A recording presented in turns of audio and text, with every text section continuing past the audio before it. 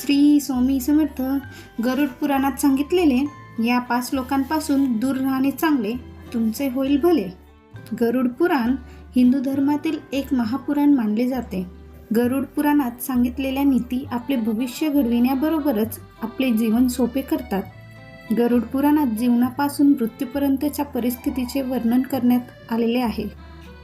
गरुड पुराणात अशा लोकांविषयी सांगण्यात आले आहे ज्यांचा सहवास टाळणे, त्यांच्यापासून दूर राहण्यातच व्यक्तींचे भले असते. गरुड पुराणानुसार आपले नुकसान टाळण्यासाठी प्रत्येक व्यक्तीने कोणत्या 5 प्रकारच्या लोकांपासून अंतर ठेवावे किंवा त्यांच्यापासून दूर राहावे तर ते आपण बघूया. पहिला आहे नकारात्मक विचारसरणीचे लोक. गरुड पुराणानुसार नकारात्मक विचार असलेल्या लोकांना दूर ठेवावे. अशी माणसे यशात नेहमीच अडथळा ठरतात.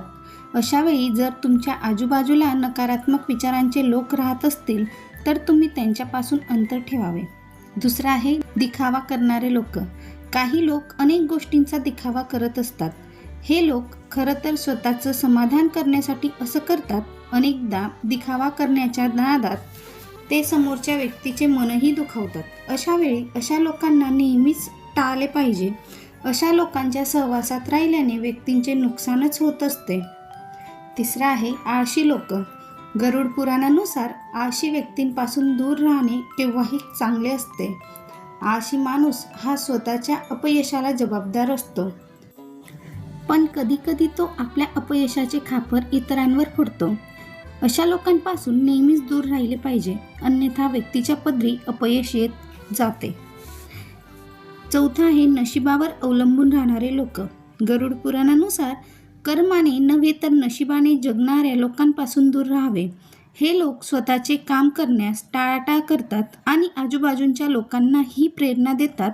असे म्हटले जाते की कर्माशिवाय नशीब साथ देत नाही. हे लक्षात घेता नशिबावर अवलंबून असणाऱ्यांपासून दूर राहणे श्रेयस्कर ठरते, असे गरुड पुराण सांगते.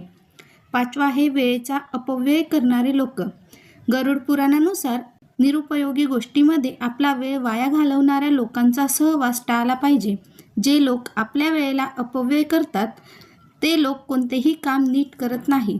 असे लोक स्वतःचा वेळ तर वाया घालवतातच, परंतु तुमचाही मौल्यवान वेळ ते निरुपयोगी गोष्टींमध्ये वाया घालवतात. Thank you for watching this video. Like, share and subscribe this channel.